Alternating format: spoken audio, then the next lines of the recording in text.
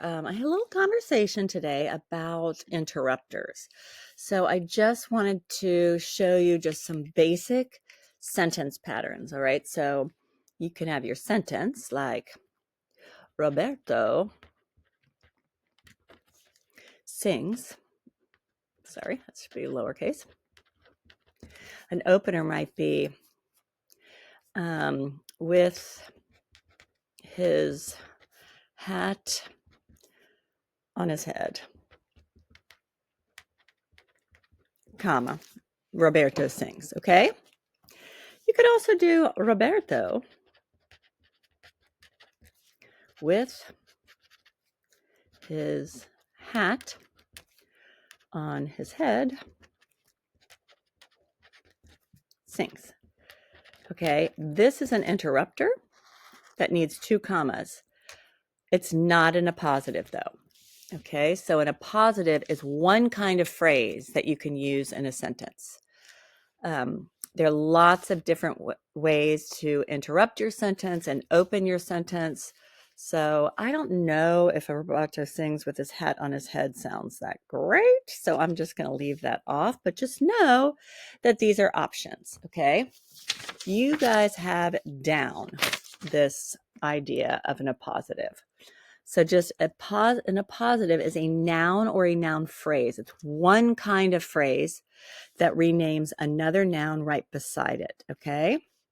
So a cockroach, it's a noun, describes the insect. The insect cockroach is crawling across the kitchen table.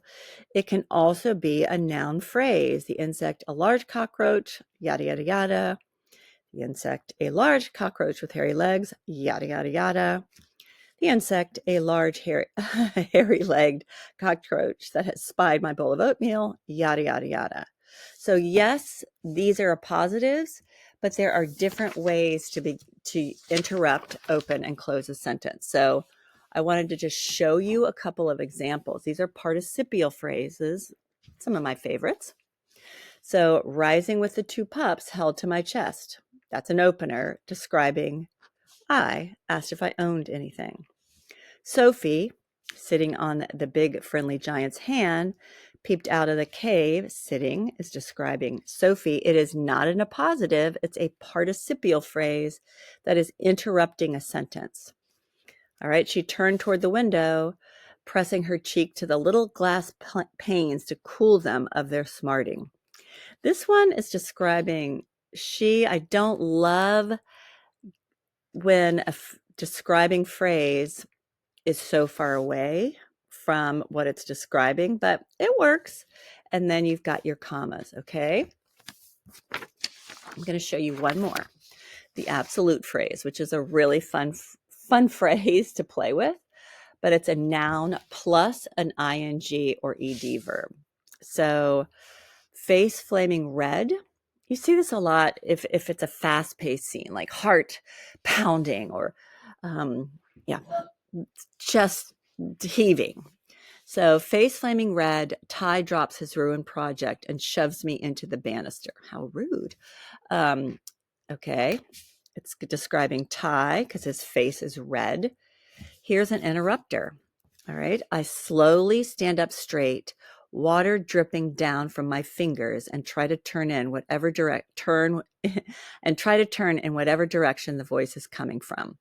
All right, so this is an interrupter, but it is not an appositive. It's an absolute phrase. So just know that you don't limit yourself, okay? There's so many kinds of... Okay, we're just going to do a quick grammar lesson. Just a moment. I get it full screen. There we go. Okay, quick review. Adjectives. Word or phrase used to modify. Think of the word what modify means, to change something a little bit, but it really describes a noun, gives your reader more information about a noun. Examples. Read these. Undaunted quarterback, hilarious comedian, clever thief, cultured students. The undaunted quarterback hobbled off the field. Adjective phrase, as we know, a phrase is a group of words, and that begins with an adjective. The whole phrase functions as an adjective. Filled with pride, disgusted by food. So filled with pride is an adjective phrase describing Kendrick Lamar, when he accepted the award. Disgusted by food is an adjective phrase that describes Violet. Violet Parma shoved her plate away from her. Just a reminder, opening adjective is an adjective at the beginning of a sentence. An adjective phrase begins with an adjective, continues the description, just what we said. And an opening adjective, happy, the young actress accepted the audience's cheers. Disappointed that they lost, that's the phrase that describes the team. Put a comma after the opening adjective, whether it's a single word or phrase. And the adjective or adjective phrase must describe the subject of the sentence. Yes, that's correct. Here's an example. Chilled and soaked and terrified, he could do nothing but forge forward through the tempest, his eyes fixed to his feet as he went from plank to plank, as fast as his nerve allowed. And then the writer could have also done chilled, soaked, and terrified. It's a stylistic choice, so the more ideas you have for sentence craft, the more choices you have. Okay, so that was review. And now we're going to talk about delayed adjectives, or adjectives out of order.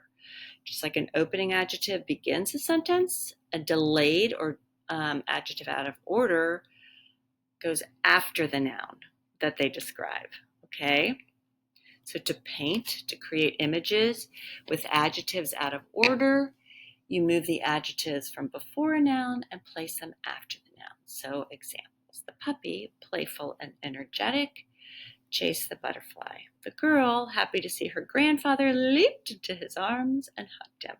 So think about how the comma separates it from the sentence. So just so you can compare. Sentence with no adjectives, the bull bucked beneath the cowboy. With adjectives, the mean and massive describing the bull, bucked beneath the cowboy. And then out of order, it just makes interesting sentence structure. The bull, mean and massive, bucked beneath the cowboy. Adjectives out of order can interrupt a sentence. Lisa, curious and terrified, gazed at the tiger. If they're... Pause. Okay, I'm back. They can also end a sentence. Lisa gazed at the caged tiger, orange and black and ravenous. So curious and terrified describes Lisa. Orange and black and ravenous describes the tiger. So you need to have the adjectives close to the words they describe.